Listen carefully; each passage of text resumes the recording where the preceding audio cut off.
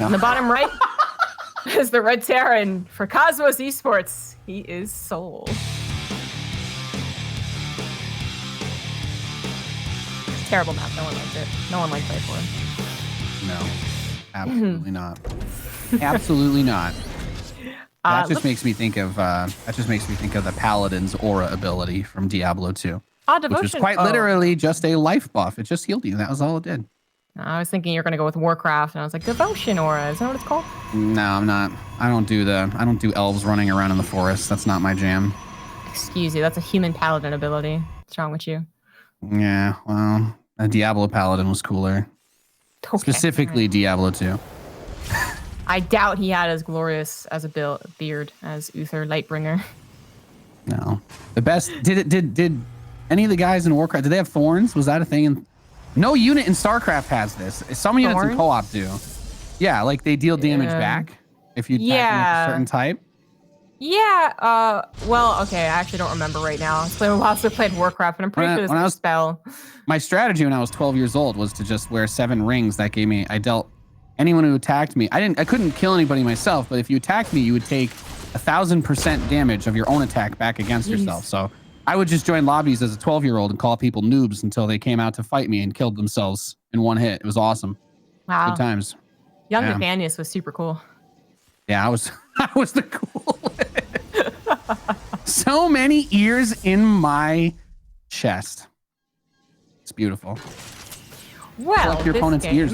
Imagine if you had ears from your opponents you beat in StarCraft. That'd be awesome. I mean, is that actually how you did it in Diablo? No, you literally, that was how you could keep a record of who you beat in PvP. Yeah, their ear would fall off when you killed them. Yeah, it was super metal. That is pretty cool. I mean, my D&D campaign, it's literally how we're keeping track of how much gold my crew gets, is they cut off orc ears. So there you go. I didn't know this is a popular thing. We could make StarCraft a little bit more metal, you know? Be like, oh, I've got 700 Hydralisk corns because this is how many Zerg players I beat, right? You know? Yeah. Something crazy like that. StarCraft can be pretty metal though. Like everyone says like Brood War has like the darker, like grittier graphics, and that's true. But have you ever watched like a Marine get killed by a DT? Some of them get sliced in half and then slowly like, drop off of their lower body. The legs keep running around. Yeah, no, it's Or when you get hit with like a baneling acid and you just watch them disintegrate while they're screaming. Yeah. Like that's straight up alien level right there. Yeah. But it's a little cartoony, so everyone's just like, haha. Zergling's so cute. Literally ripping a man's face off. Like, is it though? Exactly. So unsurprisingly, get a nice little Phoenix opener. I don't know if this should be surprisingly. I don't know if Rail is like crazy about Phoenix, but this seems to be a pretty popular choice now because Terrans are just so heavily focused on this harass style. But souL in this game, while he did open with the Cyclone and the Viking, and he is going for the second Viking, very fast third command center. So he's kind of, I feel like you already alluded to this, Tommy Grip, right? With souL does sometimes like just kind of chill, play these games longer. I think Wardy might have mentioned that too. So this is something that Rail sees this, and you should be able to just kind of just take your third base as a Protoss when you see that, right? Like there's not, anything a Terran would do is very delayed here, unless they like pull SCVs, which doesn't make sense when you rush a third command center. I'm actually a little surprised at how much Rail is waiting to get this third command center. I mean, he got an Immortal. He just worked in 2 Zealots, and I'm wondering like, the only thing that could really scary is if the Cyclone and the Vikings came across the map, which we've seen. Literally here Marine did that, right? But I think he could see it and then respond to it without necessarily needing an Immortal. And then he also got his Robotics Bay before that Nexus too. I would have anticipated him actually, eagerly jumping at the chance to delay that. It's like a huge delay, just a little bit. But all right, he's gonna go into Phoenix Colossus, which is something that souL is literally scouting right now. As Hellion, that's been waiting very patiently, grabs 2 probes and sees the robotics space. So that's always nice. And he's continuing to pump out those Phoenix. So how does souL play against this? I must say I am a little surprised that souL hasn't done any armory opener. It feels like last season he only did on Death Aura, but maybe thinking that's a little too obvious now, especially with people maybe getting better and predicting this more. With the Phoenix opener that's supposed to kind of help you against it, but can sometimes backfire. And then souL's even getting 2 bunkers. I did see an Immortal and a decent amount of ground units, so I can kind of see where he's coming from. Yeah, well, like when I look at this, I feel like souL is thinking that Rail is going to do what we saw out of Goblin against Hero Marine, right? He's like, okay, well, I'm gonna play crazy greedy. At some point, there's gonna be maybe like a Phoenix Zealot attack. There's a Colossus out with this, I think, with the army as well, or not with the army. Okay, so he's kept the Colossus. He's rallying it across the map. I was looking for it. There it is. It's going through the speed zone by itself, but that's why I guess he's like, okay, I'm just gonna get the bunkers before I land the command center. Just want to make sure everything is situated. So he's playing with the same idea, but he's trying to take a different approach on how to solve the problem, right? He's trying to do one of those math things where he just solves it differently than the teacher said the way you're supposed to. And let's see if that works. The first siege tank gets picked up, but not killed. So only the Cyclone goes down at the start of this little do-si-do zombie grub. And I'm not hating what souL has done here. I think trying to squeeze into that natural, you're still just a little bit too close to those tanks. I'm honestly pretty confused that rail even tried. Like, I don't mind him posturing because he's the one that clearly can. He sees his opponent very defensively set up, and apparently, like, he can just sit outside if he wanted to. But I was really surprised he moved in because, well, I think you might be right. There's definitely that caution against anything early game, right? Even though we saw the robotics bay, I mean, if he was going to warp in units continuously, it still was a large amount of units, but they wouldn't have upgrades. And I'm not talking about 1-1. They didn't have charge. It's not even halfway done. Yeah. They didn't have resonant glaives because he had actually a decent amount of adepts. So I was really surprised to see him push into that because even without the bunkers, I got to say, I'm not sure you win that fight. Kind of an odd start, but maybe this is coming off of a lot of them playing each other in the past, right? That could definitely be a factor. Yeah. And then as we kind of settle down here, it's like who ends up coming out ahead? Well, I mean, souL just lost 6 SCVs, but his economy has been pretty well set up compared to a Protoss player you'd expect. He has slightly faster upgrades, but he's getting a 4th CC, and I don't know. I think you said it best. If you kind of just have to keep tabs, you don't want to usually lose momentum against a Protoss player. I'm kind of with you. I don't know. I feel like I'm already liking this better for rail, but I actually have no concrete way of that. There's nothing that's really happened yet that's decided anything, you know? So I'm just if nothing happens, who wins? Yeah, it feels like a very passive game, and it kind of is. Rail tried to do that early attack, and it almost feels like rail and souL have played each other recently and had something similar happen. Where souL going into this game is like, okay, you know what? I'm just going to try to bait this attack out of him and be really greedy and jump ahead. And he does have that really fast 4th. He does have, I mean, relatively speaking for a Terran, and he does have a pretty big army, a sizable army advantage. But I think the problem with that is that we all know that the army supply doesn't just dictate that you win in TVP. You need to have your power units, you need to have your tech units to neutralize the Protoss specialist units. Because that's where the Protoss is going to kill you. You know, Protoss doesn't lose when they're just down 30 supply. Terrans lose when they think they're going to win because they're up 30 supply. And then they, run a bunch of Marines and Marauders into 4 Colossi or 2 Disruptors because they weren't able to get anything done, otherwise, or split the attention of the Protoss or harass or slow down that economy. And that's definitely something to be scared about because he's going to have 5 Colossi soon. Damn. So these first couple double drops need to do some serious damage, or it's gonna get awkward. And oh my god, this probe finds the medevacs. Casually. Goodbye. Casually. Main is not. I thought maybe he would recall, but obviously there's not enough energy. So this does turn a little bit awkward. This is a very good double drop and delay some upgrades, kill 16 probes, delay more production as well. Very good drop. Literally gets the forge. Just gonna grab the other forge. I think it might even be worth using this entire army to grab that. And he is the delay. Yeah. Decent amount of it. The Phoenixes are actually still cleaning up the right side, so that one medevac might even get away. That was actually just that was pretty fantastic drop there. That's the kind of thing you're looking for if you are souL, because he was going to be pretty far behind on upgrades. Instead, he's going to enjoy a minor lead whenever his +2 finishes. And he's already going into a fusion core, mind you. He's getting another command center. So he's doing all these attacks. This is kind of what we were talking about in the pregame. This is what I wanted to see. Bring the pressure, try to actually attack and do damage, even if it's hard to do. If you want to play that macro style where you're sitting back and not committing with your whole army, whatever. I don't hate that. But don't sit back and just let the Protoss do whatever. Because that is a very easy way to lose in StarCraft. Yeah. Honestly, I was really scared that souL was going to go into like Liberator Turtle. I was there with you, man. I was like, well, if nothing happens, then who's going to have the better army? Who's going to have the more positioning? And apparently souL was planning on doing something. That drop was a brilliant drop in and of itself, but then opened up a little bit of an opportunity to get to that 5th base. He did kind of take an awkward engagement. He lost 2 tanks, and then that wasn't all of his army on the right side. So if he was caught before he successfully retrieved, it could have been trouble. As it is, I don't think rail should be pushing into this. That is plenty of Terran army. He lost his Warp Prism, just got mass EMP'd. Apparently he has some storms in there, but it's hard to honestly tell. I think he's got 2 more, maybe. But most importantly, he has 5 Colossus, and he's going to try to use that range as much as he can. At least take out a couple of these SCVs, but pushing into those tanks, not so much. Yeah, the hard part with this is I love the transition in Liberators. It's necessary, but he doesn't have upgrades for them. You know, we know the Liberator has a huge power spike at +2 weapons against Protoss specifically, but also the range upgrade's not quite done yet. It's just a teensy bit slow if this was what he wanted to use defense-wise. But now it does finally have 2 Liberators, and then of course, to deal with that properly, once they get range, and there's a lot of them, you either go crazy with Stalkers. I'm just going to point out that Rail has not gotten Blink or started it, or you have to go big Stargate. And there's the Fleet Bacon booting up. He's got that on the grill, so we're going to see probably some tier 3 air sizzling out there in a few minutes' time. That is the proper direction to go. I feel like this game really could have gone different direction, because I mean, it's not even just that, like, you know, this is theoretical. We've seen Protoss players play against a souL set up like this, very fast 3rd, very fast 4th, and then gone directly into Fleet Beacon. You know, like, there's a world where that might have been possible, you know, when he actually, you know, finds the drops, the observers in Phoenix, doesn't take any damage there because it still looks kind of awkward in this main base.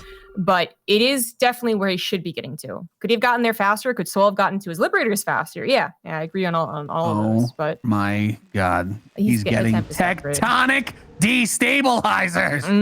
I don't know if we have a Doomsday soundtrack that we can play, but this is yeah, what a meme upgrade that one is. That one is also terrifying though. I like to joke about it because it turns the Tempest shot orange, even though the Tempest shot is still the normal color before it gets shot.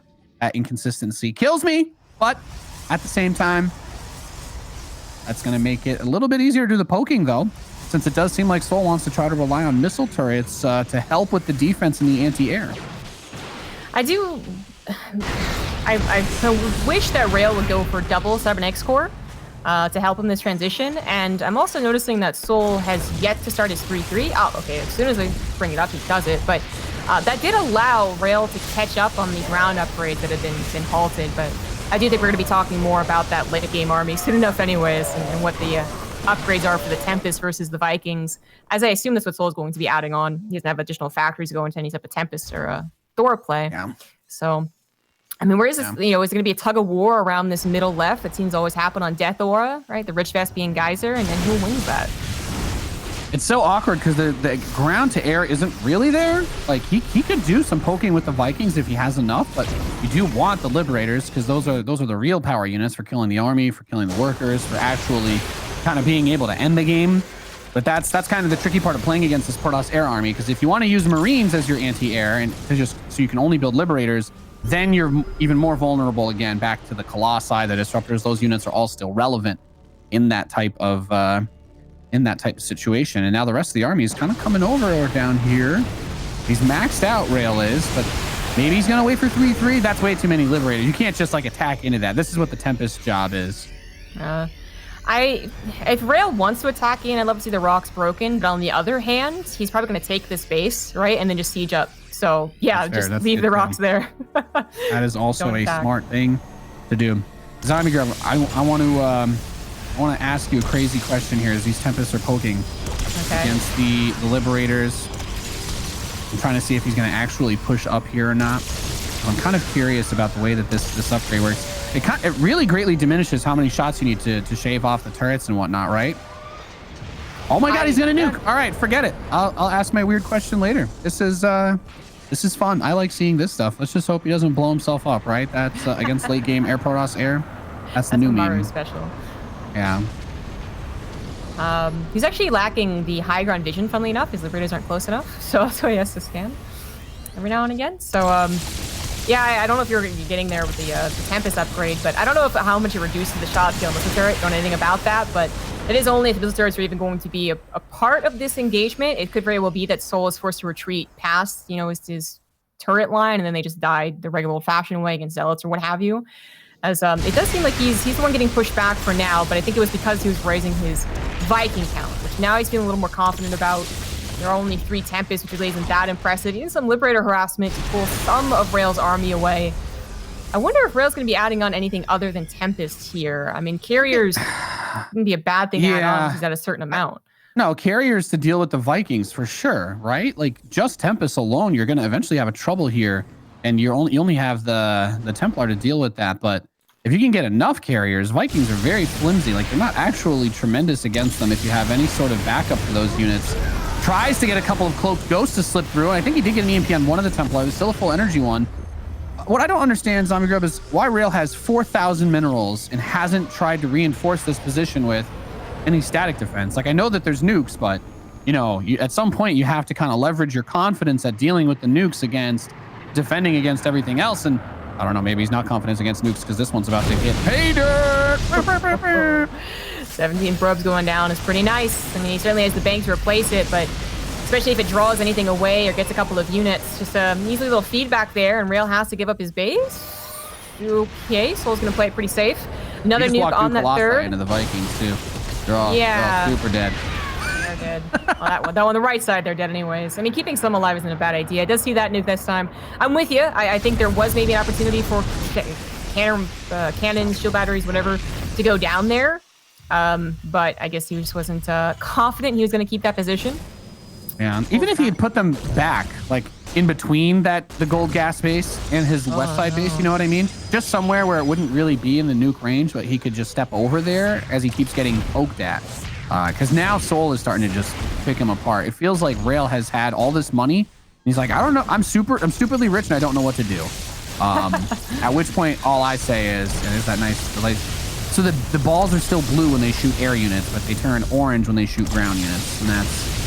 Ah, okay. It makes bothers sense me. Maybe if it was only when it shot buildings. But it's still shooting a building. Buildings in the air. Oh wait, you're right. Yeah. I don't know. That's a good point. Yeah, it's just that's a mistake. I guess we'll never get it fixed. SCV is being purposefully sacrificed. Don't worry about that. Wants to free up the supply. He's going into battle cruisers, by the way, which I do like. I'm just wondering why Rail hasn't done ye old standard, the new standard thing, which is like, oh, I've got a massive bank and Terran is sieging me in one spot. Why not just blink like 12 DTs onto this planetary? Isn't that what all the cool Protoss kids do now? Absolutely. Everybody's doing blink. Everyone's doing Shadow Stride. I mean, it gets maybe a little bit awkward if there is really like a big engagement and you have like 20 supply that's not involved. Sure, yeah, I'll admit that. But usually what happens is that 20 supply isn't really going to convince the Terran to pull the trigger or not. So you have, 10, 20 supply of harassment units doing whatever they want, and that's, that's pretty deadly to the economy and the expansion process. But Rail does seem to be missing some of the crucial things about late game. And as we get battle cruisers involved, here's where I go from being like, well, the Protoss can get to those Tempests really quickly, start pushing back the Liberators, and it gets a little dodgy to, oh, well, if battle cruisers are out and we have more than, let's say, 6, and then a comfortable amount would be 10 for sure. I actually think battle cruisers are so much better. There is nothing, in my opinion, there is nothing in this matchup that is better than a max out of battle cruisers. Like, with this many Tempests on the field, we're not at the point where the BCs are big threats. The best thing you could do with it now is run it around the edge of the map and try to hit the northeast space or the southwest space from like the corner, but an observer will see on the southwest. Like what you want to do is just pull the army over and then teleport back. But yeah, I mean, if you can get up to like, if you can get 10 or more, then you start to reach like, you're just cracked, because once you teleport on the Tempest, they literally can't stop to shoot because there's just too many BCs chasing. Actually, one's already going to go down. Not the best use of his first BC. It teleported in where these other two were just casually walking around. So they'll be able to teleport out that time. But that also alerted Rail to the battle cruiser problem. Because I actually think it is a problem that like it's going to make people say, do I push? Because I'm really quite scared of maxed out battle cruisers. And if they push, do they do it in error? He's actually trying to push into this base, but there's Liberators. The planetary is done. And he doesn't know how many battle cruisers are actually like done. So what if he's taking this engagement and suddenly 7 battle cruisers warped in? I mean, I love this though. He got a bunch of probe kills, killed a couple stalkers, Yamato on the way out in the northeast. Now he has the ghost nuking that center left base, and it's going to kill a lot of probes here. There's a couple extra stacked on that assimilator, so 16 probes blown to smithereens. And he actually retained those battle cruisers from the initial fight. So those guys went home, and that is definitely the best way that you want to do it. So I was going to point out, like, souL doesn't have a crazy big bank. And as much as you talk about mules, like battle cruisers are 400 minerals. Okay, you can't just lose those. They're very expensive units that you don't want to trade. The whole point of BCs is that they don't die. That's the reason why they are as good as they are. Until you have 16 of them, then you teleport on the opponent's army and you collect your paycheck. Did you know he didn't have Colossus range the entire time? It literally just finished. It literally just finished. You just finished Colossus. Hey, I don't know. I was watching the Onion news and they said that you don't need Colossus range till 20 minutes. So. Oh my god. Oh yeah, the Vikings help against the Tempest here too, right? Also important to note. I feel like Rail, I mean, he doesn't have much of a bank for gas specifically, and that's going to be a problem. If there's more back and forth on the harassment, I feel like this could have been a really decent game for him, but what ended up happening is after souL got comfy and delayed his upgrades, really, like it kind of became a passive game, souL was the one that was actually doing damage. Once his nukes got up, right? Like he's been doing damage consistently, and Rail has he's got no pushback. And it's like, that's all well and good if your army really is going to be better than your opponent's. So then you force this like weird all-in at 25 minutes. But his army's not going to be as good as souL's. The battlecruiser count continues to grow. And that just means he's going to get slowly pushed back to his third, his fourth, his natural, and slowly lose the game. I still don't really like how much he's pushing, he's posturing with the BCs. Like, you have to have a large amount of your supply available to deal with the BCs. You should always be trying to send the battle cruisers wherever the Tempests are. And I understand he doesn't want to lose his base, but the battle cruisers can't defend this base. It doesn't matter. If he runs them forward, the only thing they're going to do is die. I guess he doesn't need to harass that way if he can just keep nuking it. I don't know. He's not responding to the nukes almost. Like this is, I don't know if Rail is like, if he's just got like Ariana Grande just like blasting at 200 decibels in his ear and he just can't hear the nuke alerts, or he's like dancing or something. No, we have his player cam, I think, every once in a while. I don't think he's dancing, but like this is, these nukes are being way too cost effective.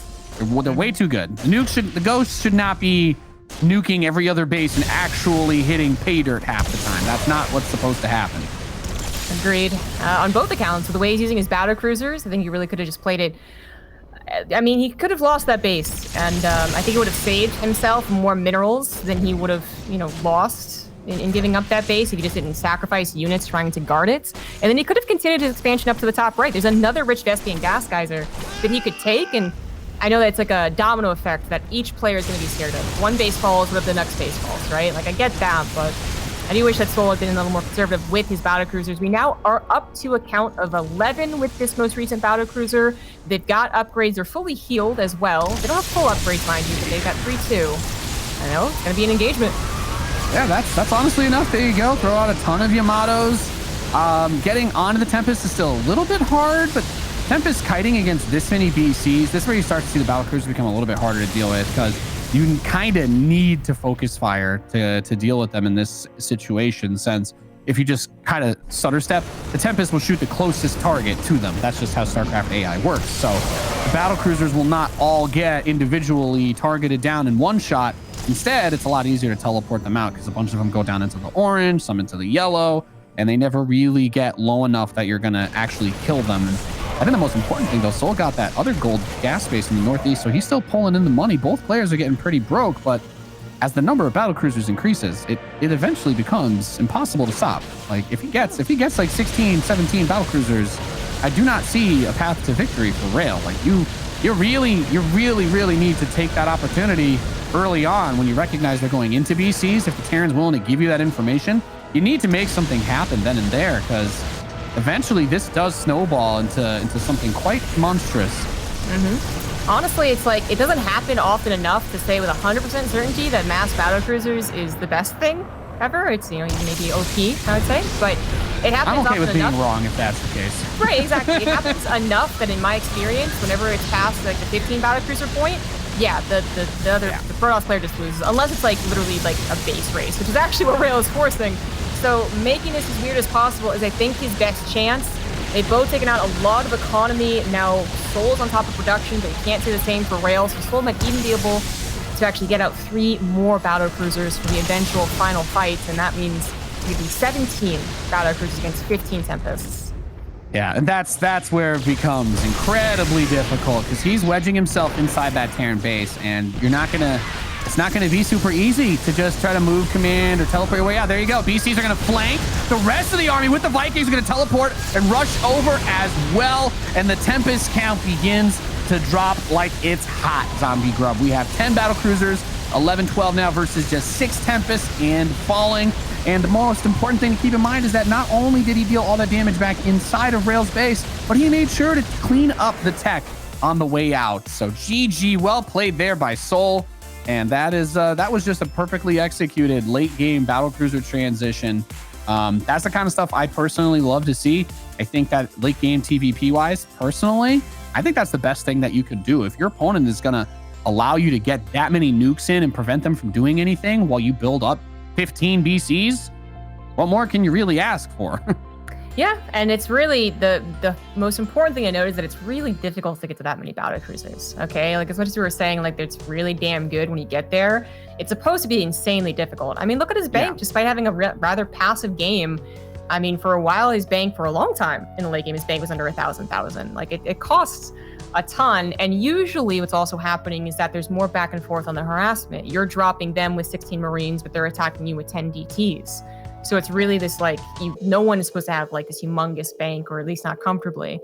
But that's something that souL was allowed to do. I mean, yes, he was the one putting on pressure, but then Rail also decided at that point when he did have 4,000, to not add on that much stack defense and not add on that much harassments. And in the end, he his push in that 5th, 6th, whatever you want to call it, the Rich Vespian geysers, right? Like it just didn't actually end up toppling his way. So he had to deal with battle cruisers, and that is an insanely difficult thing to deal with. Yeah, and you just mentioned it, and I know we talked about it during the game, but I was surprised that the option for harass out of Rail was to send his Tempest and Stalkers to the other bases. Like, I know, where were the big Zealot run bys, right? Those right side expansions weren't really that well defended. Where was the DT usage? There's a reason why everybody gets a Dark Shrine and Shadow Stride. And it's not just because DTs are awesome and fun and Fear Dragon pays everybody to do it. I need you to hit my PayPal up, a Fear Dragon. But just the fact that you can kind of get around whatever the defenses are, if they try to put things to block you from getting there, and the one-shot potential if there's no turret, or even if there's only one turret, it's easy to kill it, pick off all the workers trying to repair. Like there are reasons why that is the popular way to take down Terran peripheral bases, because you can also sometimes slide in and get onto the production of the Terran player. But Rail had a really hard time dealing with the nukes. He did not really do any effective harass. We had that kind of weak-ish move out in the early game with that first Colossus, but just wasn't able to make it happen. I'm hoping we can get something a little bit more assertive out of him here, because if you let the Terran player build those battlecruisers, like you said, it's not easy to get them.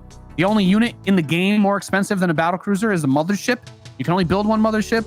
It's not supposed to be easy to build a bunch of BCs, but if you let them, it's going to be hard to deal with. Yeah, indeed. You actually let them get to enough BCs too. All right, in-game on Oxide. In the bottom left, down a game here. It is the blue Protoss, Rail.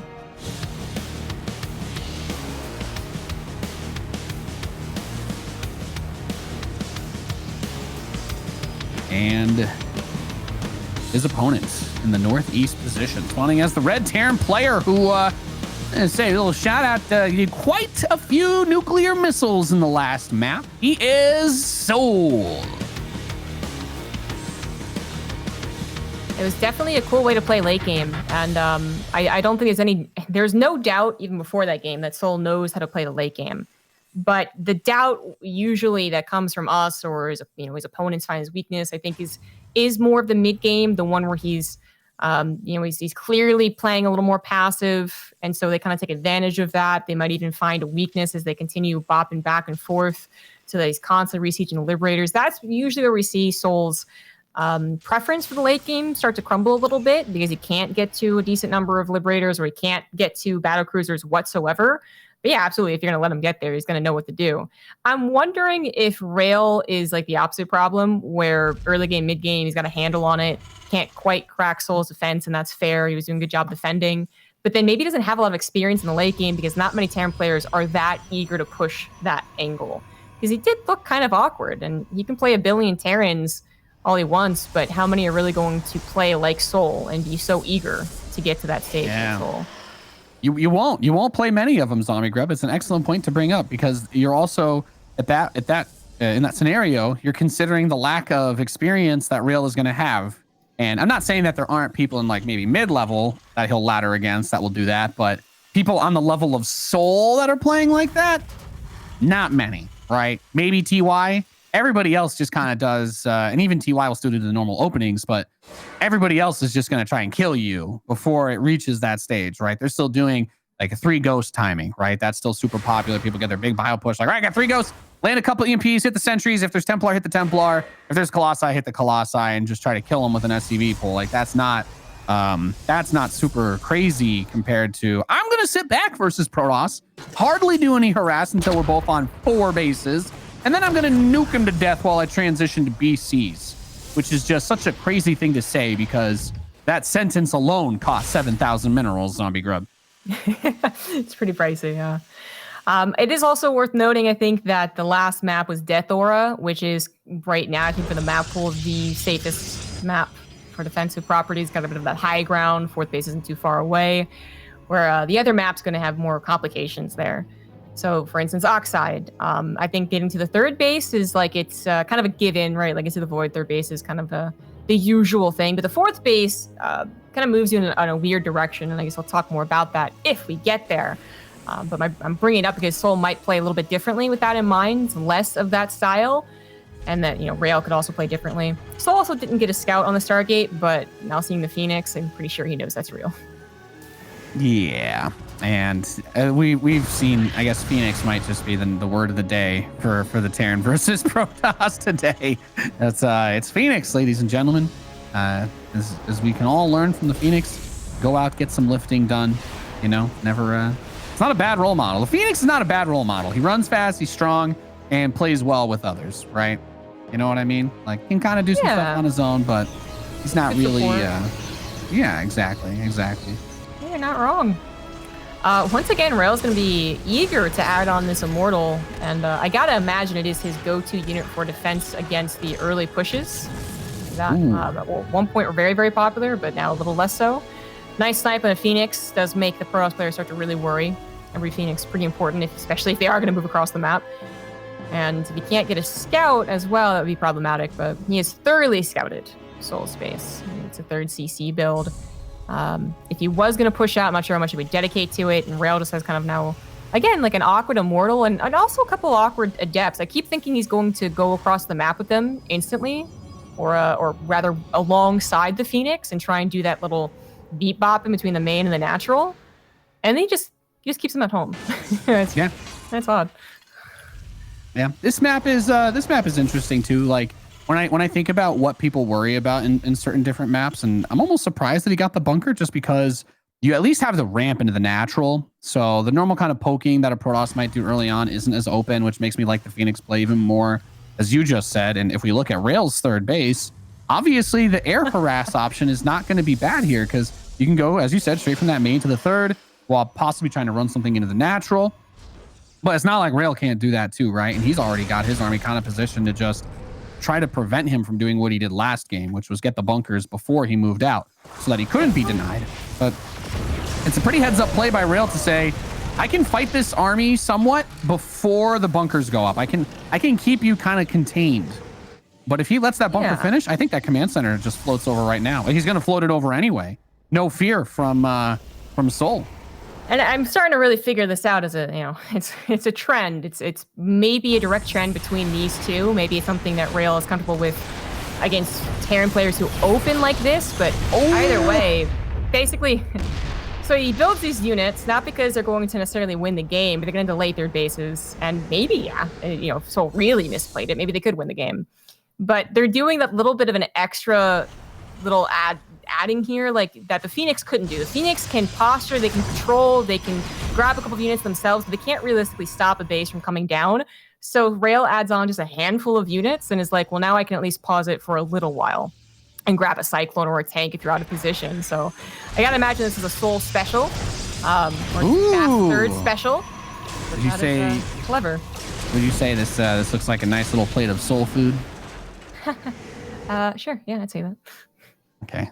Thank you for not leaving me hanging there. You're welcome. I was going for there, or I was gonna try to make a StarCraft escape room comparison next, but I'll save that one. We'll save that one a little further.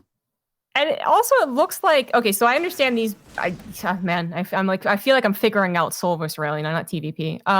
Yeah, no, this doesn't look like normal TVP at all. That's why this is such an interesting match to watch. Yeah, I mean, it goes with the first attack there that did kind of delay the third base and grab the cyclone, right? And then souL's still like, I'm gonna be really scared of you. And I think this game and what rail could do with his current setup actually makes a lot of sense as why he would be scared. The Colossus last game was kind of like, I don't know, one Colossus actually isn't that scary. Especially with no thermal range, and then with tanks being available, another cyclone goes down, nicely done by rail. But then this game with charge, I could see him not having bunkers and actually getting overwhelmed by someone hitting on a supercharged 3 base, right? Going just okay, 3 bases, nothing but zealots. And we've got Vikings harassing probes with charge lots chasing them. It's just so. Yeah, this game is like a 7-sided Rubik's Cube solving itself, and we're just trying to figure out where it's going right now. The Viking does get cleaned up, but it's going back into double Colossus with a bunch of charged zealots, and with charge lots against tanks, it's hard to move out against this. But I love that souL goes for drilling claws. He's kind of recognized, hey, Brittle Mines will probably be useful here, and I mean, I'm just gonna say it as well. They're also really nice to have them for the harass, right? If you can get those drilling claw Widow Mines, even photon cannons won't kill them before they detonate. Mm-hmm.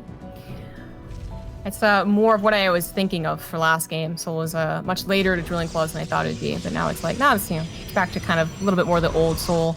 So, okay, with everything being considered here, obviously they're considering a lot of possibilities of both of them. I feel like rail could have, again, gotten faster into Tempests and into air, basically. And this is such deja vu, right? But I know there's a fear that souL will actually not play passive and will go across the map, and you are busy investing thousands of minerals into stuff that's not going to help you right now. But I feel like you can keep tabs on that, and you can kind of respond to it in time if you're really proactive on the map and not taking damage from his drops, right? Which is another caveat, which this one's not going to do too much, is it? But we don't have rail doing that. So I guess the best way to put it is that I feel like one person is supposed to outpace the other, right? Like one person's supposed to be like, oh, I'm going to hedge my bets here and think you're going to go straight to late game. So, or not go straight to late game, sorry. And so I'm going to go straight to late game. But neither player really does it. They still go through all the steps of being cautious, even though they're both getting 4th command centers and 4 nexuses. And it's I know I'm not going to attack you, but I'm still going to build 4 bunkers because, what if you attack me, right? Or I know you're not going to attack me, excuse me, rather. And it's kind of the same thing in rail. Yeah, both players are it's like they had the gentleman's agreement where they're like, all right, look, we're gonna both go Dragon Ball style, screaming and powering up for 3 episodes before we fight. That's what this game is, right? If you're tuning in right now and you're like, I don't want to go to the bathroom, I'll miss the fight. Look, there's still 2 episodes in this season of this best of 3. Trust me, they're gonna be shouting and glowing with an aura around them for maybe another minute or 2 here. The Fusion Core only just started, you guys. If you need to grab a popcorn real quick, you've got time for that, because this one is gonna probably end up going the distance, just like the last game. Neither player's very shy about their intentions here. Yeah, absolutely. I mean, there's a couple of key differences, I suppose. But basically, the key difference is that they're both doing it faster. There wasn't that drop that canceled upgrades. I think souL was a bit faster as lib range and his +1. Certainly, I feel like he kind of missed that one last game for a while. But they're both going to the super late game. This time, rail also has extended thermal lance. Just want to note that because I was totally oblivious to it missing earlier. And right into the Tempest upgrade too. They know what they want. Hey, that's a valuable thing to be able to just have that wherewithal to just focus on something and go for it. But look at this move out on the right side, right? It's not everything. But at the same time, you're still committing way too much in resources to just throw away. He's not banking $1 billion resources. Why not just throw a couple zealots here, throw a couple zealots there, little Chef Emerald, little bam, little bang. He's moving out some of his most expensive units when he doesn't really have the... I'm not going to say he's not in a position where he should be comfortable enough to be ready to throw away his Colossi and his High Templar over here with this army. It's a small force. I feel like souL might just dive on this right here. Okay, the rest of it's coming back, but Yeah, I think what might be happening right now is that Rail thinks he's going to find a really turtled souL who's like only 1Aing. We know souL doesn't 1A, but like you get my point. Like a mega turtle? Yeah, exactly. And he's like, I'm going to posture, which isn't wrong, but he's actually finding souL doing the exact same thing, which like just the right amount of units that you're more scared for Rail's army than you are for souL's. You know, like this fight over here. But the storms hit, so it's all good. Yeah, that'll do it. Good EMP on the backside. If there were about to be a fight, but did not actually hit the High Templar with said EMP, unfortunately. Nice little move on the west side. And here's the thing that I'm still wondering in my mind, Zombie Girl. Why is there not a Dark Shrine? What happened to Rail? He has not jumped on the dank Templar train is what I want to know. He's scanning too. He's looking around at these armies. We have that Tempest kind of chipping away at this while the main force tries to push the east side. These choke points are so good for Terran armies, by the way, trying to move around here. Like, getting around those Vikings is so hard because you can't really get the ground units underneath them. But it's just he's moving out with so much every time he steps away. Really wanting to apply the pressure. And if he's going to consolidate his army and go for it, then, you know, I guess more power to him taking a better fight. But it does feel like he's always got, like, a certain portion of his army that's not really going to break souL. And as you've been saying, just kind of losing army units as he does it. And then also taking damage from harassment that he's not quite capable of clearing up. Just one of those awkward, didn't have enough zealots, Then it went into the main base. Both still going to accrue a bank, and souL is currently down in supply. So if Rail, as I said, is going to consolidate his army, maybe now is the time to actually find something worthwhile. But even then, the choke still being too brutal. More Vikings can pop out of nowhere. The sign of where souL wants this game to go. We have medevac speed researching, ladies and gentlemen.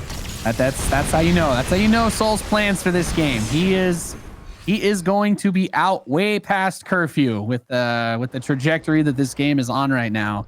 However, if I was gonna say anything though, like he's not making that move into battle cruisers yet, right? So this is still a really good position for Rail to put this pressure on, and he's starting to build up a bit of a bank. I like the amount of cannons and whatnot he's been trying to get back home. If he can do anything about the nukes, that of course would be really nice, because this is how I imagine souL plans to fight his claws way back into this one if he takes a bad fight. But that's what gives him that window to make the transition in that last game. And you say, it was like, oh, battle cruisers are really strong, blah, blah, blah. It's like, well, you know, the battle cruisers wouldn't have been as much of a problem if you hadn't lost like 45 plus probes and 700 cannons and batteries to nuclear missiles, right? Yeah. Like if you don't have the detection available nearby or the warp-ins to throw some zealots or something or a DT, you're just making your life harder for yourself. You know, Terran player will happily play against a toss that isn't using defensive warp-ins like that to stop these types of plays. I love he's getting observer speed, by the way, too, because I feel that this is related to this kind of point that I'm trying to make here, is he needs to be a little bit more on top of jumping on that, but the army itself is still quite slow. And the EMP was guaranteed going to take away any storms, so he jumps on top of the army with his Vikings. He gets the Colossus. He got a couple of Tempests. I don't know if Rail should continue doing this. Like, he knows how quickly the Vikings are going to be produced in this late of a stage, and seeing 4 is not really the end scenario. There could be 6 more on the way, and those Tempests are a little fragile without their shields. But I guess seeing just in general a lack of army, he's like, I got to keep pushing it. And if he keeps picking off Vikings one by one, then yes, it is going to eventually work. And it's still tricky, right? Look, there's 2 chokes that go into this place. So unless he breaks those rocks, which I feel like he should break the rocks, and if he doesn't break them, then if this army moves in, it gets caught in the choke and takes lots of splash damage, potentially, if he doesn't win the fight. And if he loses the fight and he goes in, then it's the same thing, trying to run away, you know? Like, he doesn't actually have the disengage opportunity moving through that choke point, too, if he gets overwhelmed. Now, like I said, that's if he gets overwhelmed. The Tempests are doing a great job. The Viking count is going up very slowly. It's only building 4 at a time. There are 4 Tempests being built at a time. So this army from Rail still looks pretty good, but he's getting caught. Sandwich. We have a missile turret shooting down one of the Tempests, too. Yeah, a couple of okay EMPs helping out. Just a good enough arc that souL kind of holds against this temporarily. The Tempest now charged with cleaning up everything else and actually not even going to continue. He's like, I gotta finally deal with this drop back at home, which he definitely will. Very weak drop in the first place. Blinks forward, takes out only one of them in the back. So that's souL buying himself time to recuperate, because really what he needed was just the time to get enough Vikings, and then he'd be okay against the Tempest again. And it seems like maybe he's giving himself that time. He has lost a lot of resources in that kind of scrappy defense. Yeah, this army is still really nice, though. I mean, that endgame transition, the mega endgame transition is still not there for souL.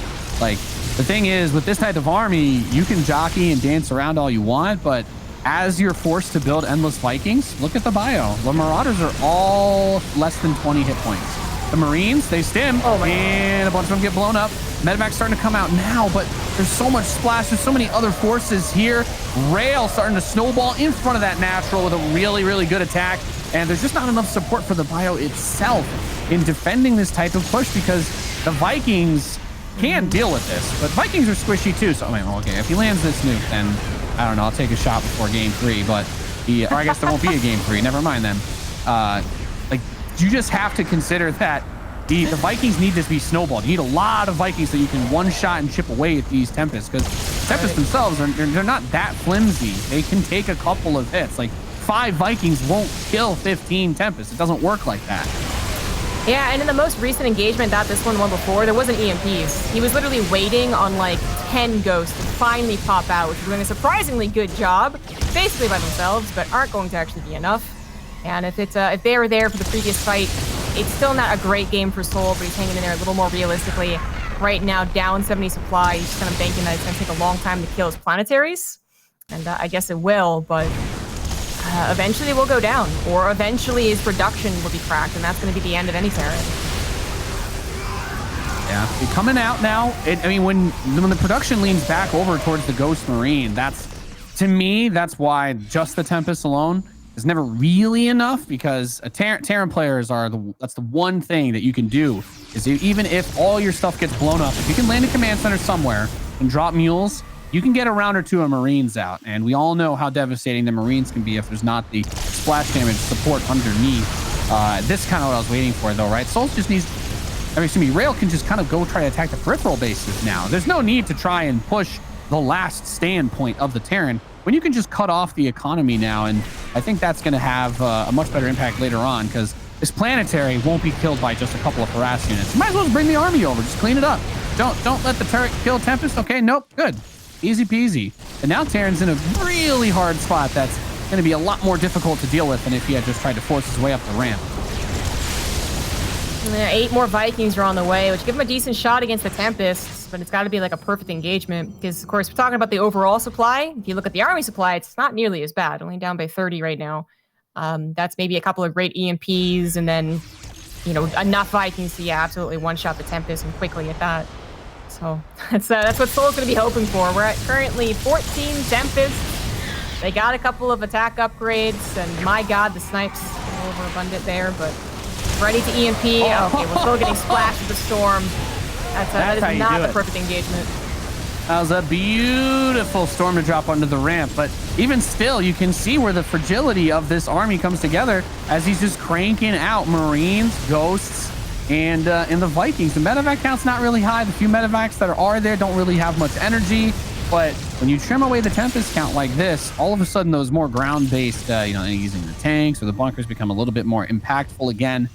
And souL did get that northwest planetary, but we can see that the rest of his bases are mining out. The income's not really there. This was a really well-played game by Rail. Yeah. souL not being able to get to that transition point for BCs, I think, helps pretty tremendously. Like, he definitely did a lot better job of mitigating the damage that he would have taken from the nukes, for example.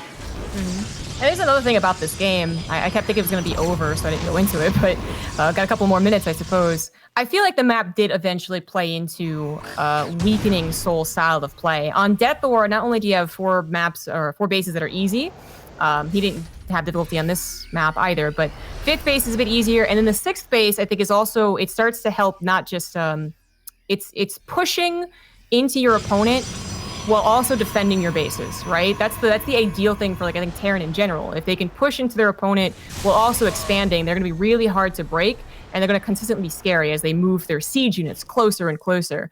Or I feel like Oxide, it very much is, if you're on the left, you're on the left. If you got to get over to the right, then it's going to take forever. And I think Rail was kind of able to use that a little bit more with his movement. It wasn't, like, super severe. He never got up to those 20 DTs, but it felt like souL just couldn't move forward with expansions and engagements. He was always reacting to Rail's movements, and that's probably what Rail was trying to do last game too, would have liked to do last game too, but it just ended up being that tug of war around that Richie Vespian that didn't go in his way. So I think the map really played into this. Rail still needs to be careful not to somehow throw this game with the army supplies being as close as they are, but I do think it's safe to say that Rail would have to do something tremendous to throw this game away. Well, if this landed Viking single-handedly kills every single probe at this expansion, I may start to become a believer. But when you're down 40 army supply to a Protoss player, you don't have momentum. You don't really have any way to strike a killing blow. And even stuff like this, like these cannons and batteries he's building outside the PF, maybe he was thinking about it for a siege, but in a base trade scenario, that could end up being a game winner too. That's one of the other reasons why I was talking about how Rail definitely needed to try and actually set that up with the cannons and the batteries in the last map, so you could kind of prevent that position from being so easy to just throw a couple units at. You want to force souL to bring everything in order to take down one of these bases. And that way, the army, if you have the vision, if you're able to keep tabs on where the Terran player is going, you can zone them out and prevent them from, being able to just kill your base and run away. Force him to at least trade something, because with the amount of money he's making, yeah, he can't really afford to trade, and that's it. Rail just takes the game. souL kind of just gets caught between two of the expansions in the army. There's nowhere to really run to. We know the Tempests have that long-range anti-air, so if he tries to pick up and fly away, he's still going to lose a lot. And I think just a really well-done game there by Rail. souL unable to find that opportunity to transition into the ultimate army, as it were. Yeah, definitely a much stronger 11-minute mark game, right, from Rail. He got to that late game, was able to actually push it before it got into late game. So well done improving on that. I'm going to be interested to see here what the next map is. I think it's going to be Jagannatha. And we'll talk more about what that means for souL's style of play after the break.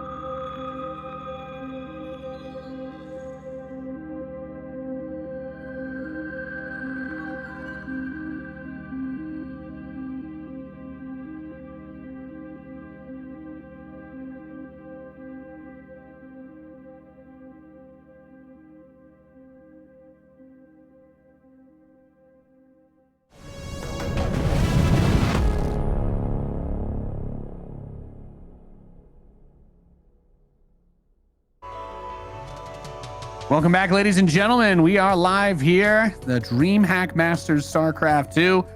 Lots of awesome StarCraft coming still today, but before we get to the rest of the fun stuff, Jessica, we've got to find out who's going to win this match, because it has been it's like watching two turtles just kind of battle. And I'll be honest with you, I've never actually seen two turtles fight in real life, but I imagine that it would probably I don't know, as exciting as this series. I'm not sure. It's been very slow. A lot of very patient play out of both souL and rail.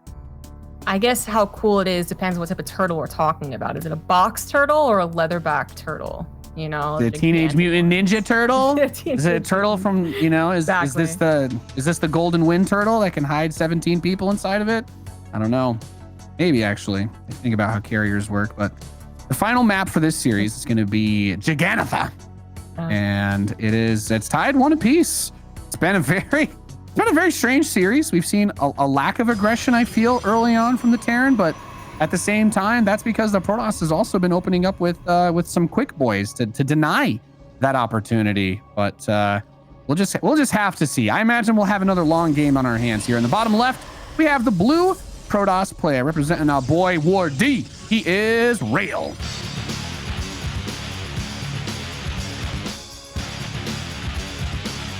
In the top right, as the red Terran for Cosmos Esports, he is souL. It's funny that you mentioned carriers, because we actually have not seen one. Yeah, that's true. All of that, despite all of the long games, and we might not see one here either. The way that rail wants to play it's such a very odd way of describing that phase of the game, because it's like mid-game as far as, well, action is finally happening, but late game as far as the actual minutes on the clock. But Jegannatha being the final map is certainly another map that's going to be very different than Death Aura. I think rail will find similar success to last game, playing it out to that stage. I just wonder if you could play it out faster. Like, I am still waiting for someone to take the big risk. Either they're going to take the big risk as in jumping right up into tier 3, or take a big risk as in to finally do something totally different. Totally different. See, the terrifying thing, Zombie Grub, is you say that and you're like, I want to see them kind of get to that phase faster. I want to see a little bit more action-packed. I want this to be the version of the movie Speed where it's 80 miles an hour and not 40 or 60. But the thing about Jegannatha is that it's probably one of the better turtley maps, I feel. Like, if you want to be able to defend, you've got a third with very few angles, like west of the natural for souL, right, and east of rails. You have the very small ramps, really, that lead into all those positions. And the base below the main, whether you take that as a third or fourth base, like, that's pretty much like the biggest target point for a big army type attack. So I feel like seeing this map, I'm like, okay, well, we might just have another, NR 15 on our hands here with a lot of very economic focused play. And there is nothing wrong with that. It's just funny sometimes when we in tournaments get two players that both like to play this style, because usually you'll have, one player's like, I like to be aggressive, and the other one's like, I'm a little bit more on the passive side. Everybody kind of falls somewhere on that spectrum. But when both players are on the aggressive side, you get a best of 3 that lasts 7 minutes. And when you get two players that are on this side of the spectrum, you get a best of 3 that lasts an hour. And I'm sure we could break that at this point, because, like I said, Jegannatha, huge map. So I guess I still would like to see some change up, but it doesn't seem like we're going to be having too much of that. It's actually an Oracle first. So this is kind of what I was thinking the Adepts would do in the last couple of games, but certainly very powerful with an Oracle as opposed to like a single Phoenix distracting. I'm not sure that souL is, expecting this necessarily, but he's already prepared for it. Like, he's not been shy about getting bunkers. So maybe rail just goes back into the usual Phoenixes afterwards. Reaper got 2 probes. I don't think it's souL, though I did see the Stargate, so I think it would be a good guess even if he didn't. And we'll see if anything changes past that. But I do wonder if rail is usually so eager to play into the late game, or if it's worth noting that souL could very well just be perfecting the defense of his transition into 3 and 4 bases, and so he's actually really, we might see a lot of Protosses right down the line actually be as hesitant to try and break souL. Because while I do believe some Protosses are going to be more likely to try, It might just be that souL's gotten really good with the style, like actually kind of perfected the weaknesses as much as possible. I don't think there's anything wrong with doing this if you want, because I especially, you know, just my own philosophy on StarCraft, I love when players find ways to kind of play around what's expected. And if you do that properly, like we were saying earlier, your opponents will only have played so many people at your level doing what you're trying to do. You know, like when you play Hero Marine, he's not going to do this exact thing against you. If you play against Thermal, you're not going to see this exact thing. Maybe Marine Lord. I know he's definitely played some of the longer games, but he's still a guy that likes to cheese and throw that in and mix it in.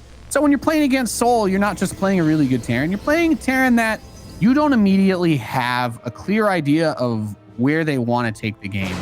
And we're already seeing some interesting adjustments here, right? We have Cloak Banshee as the opening for souL. But we also have a pretty early gateway being put out on the map by Rail. I'm guessing because of that rush distance. He wants to have the ability to bring that pressure forward. He wants to have the ability to bring those attacks against souL if he is this passive again. So maybe Rail's the one that wants to be more aggressive. I can't imagine why he would go for that early forward gateway this fast in the game.